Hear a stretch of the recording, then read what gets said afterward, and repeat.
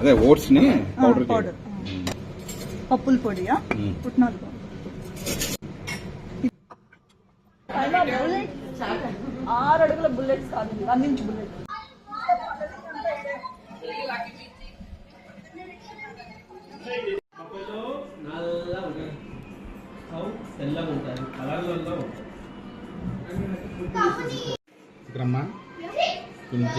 అక్కడ కూర్చో శిఖరమ్మ